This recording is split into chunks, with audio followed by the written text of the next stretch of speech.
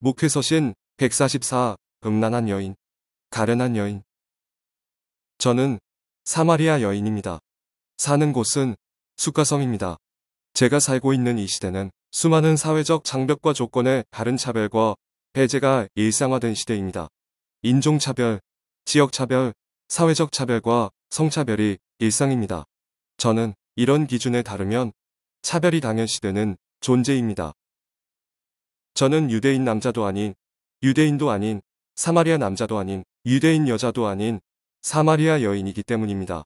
게다가 내게는 아픈 과거와 현재가 있습니다. 그것은 지금 내가 같이 살고 있는 남편이 법적으로는 남편이 아니라는 것입니다. 유대 지역은 물론 모든 곳에서 여성들은 일찍 결혼합니다. 12세가 되면 혼담이 오가고 13세가 되면 결혼 유무와 무관하게 여인으로 불렸습니다. 12세는 소녀로, 13세가 되기 전까지는 처녀로, 그 이후는 여인입니다. 어린 이혼녀들이 많습니다. 손쉽게 이혼할 수 있기 때문입니다. 빵을 태웠다고, 불을 꺼뜨렸다고, 말대꾸를 했다고 아니면 아예 단순히 자기 아내보다 다른 여자가 더 마음에 든다고 엉터리 같은 이혼 증서를 써주고는 내쫓는 일이 비일비재합니다. 모세의 율법은 여성들의 재혼까지만 허용하고 있습니다. 그런데 이혼녀들의 경제활동은 여의치 못합니다. 목숨을 부지하기 위해 적지 않은 이혼녀들은 첩살이나 직업여성이 되기도 합니다. 이런 척박한 삶이 이 시대를 사는 여자의 운명이지만 제가 겪은 상황은 너무 아픈 기억이 가득합니다. 이미 5번이나 남자로부터 버림받았습니다. 남자들은 다벌레 같은 존재였습니다. 그런데도 남자를 떠나서 살지 못하고 또 다른 남자의 첩이 되어 살고 있습니다. 이 첩살이도 언제까지 이어질지 모릅니다. 나의 삶은 율법이 허락하지 않는 가늠하는 삶입니다. 내쫓김의 두려움은 물론이고 목숨의 위협까지 느끼면서 하루하루를 겨우 살아가고 있습니다.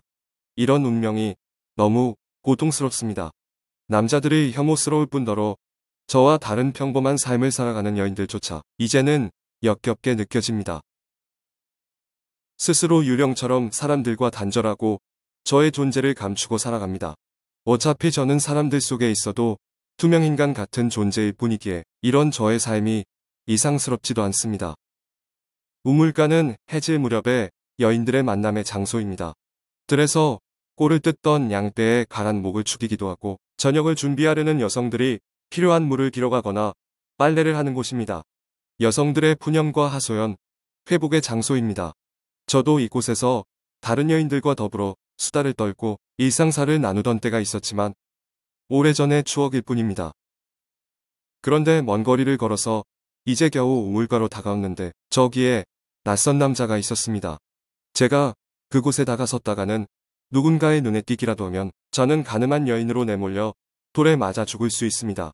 혹시라도 지금 남편의 귀에라도 들어가면 저는 여지없이 내쫓김을 당할 것입니다. 그런데 저 남자는 이곳 지역 사람도 아닙니다. 그런데 왜 나를 이렇게 곤경에 빠뜨리는 것인지요? 나는 지금 어떻게 하여야 하나요? 그냥 발걸음을 돌려서 빈손으로 빈 물통을 갖고 집으로 돌아가야 하나요? 지난 봄 이스라엘 여행을 함께했던 김동문 선교사의 내가 아는 그 사마리아 숫가성도 그런 여인도 없다는 글에 담긴 사마리아 숫가성 우물가 여인의 자기소개입니다. 사람들의 배제와 혐오와 차별이 가득한 곳에 예수님이 계셨습니다. 예수님은 누구도 사람같이 여기지 않던 여인을 온전한 사람으로 존귀하게 대하셨습니다. 그런데 우리는 또 다른 혐오와 배제 그리고 차별의 사고로 여인을 바라봅니다. 우물가 여인은 음란한 여인이 아닙니다. 우물가 여인은 한 남자로 만족할 줄 모르는 욕정으로 가득한 여인이 아닙니다.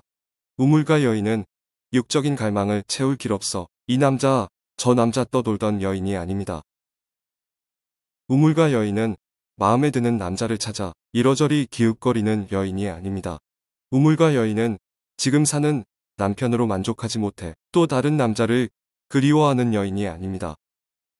우물가 여인은 그저 죽지 못해 사는 가련한 여인일 뿐입니다.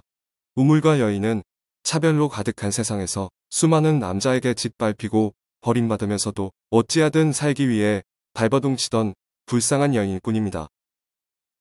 우물가 여인은 기대런 덕이 되어줄 부모도 자식도 돈보 이모도 갖지 못한 세상 처연한 여인일 뿐입니다.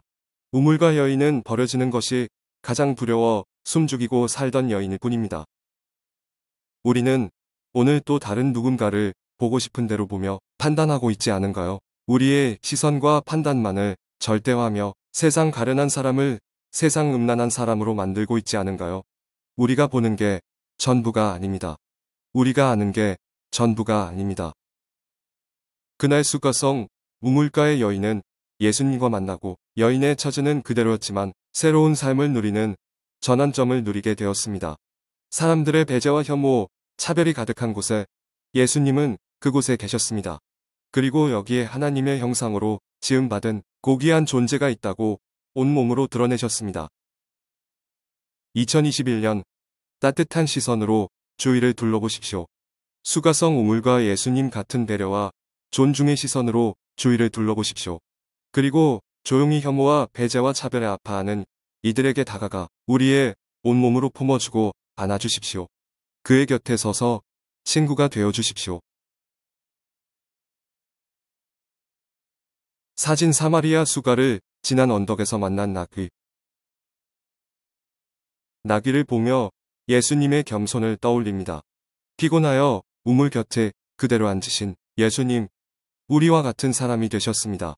세상에서 가장 가련하고 처연한 여인을 온전한 사람으로 받아주셨습니다. 참된 겸손은 사람을 사람으로 온전히 존중하는 것이 아닐까요?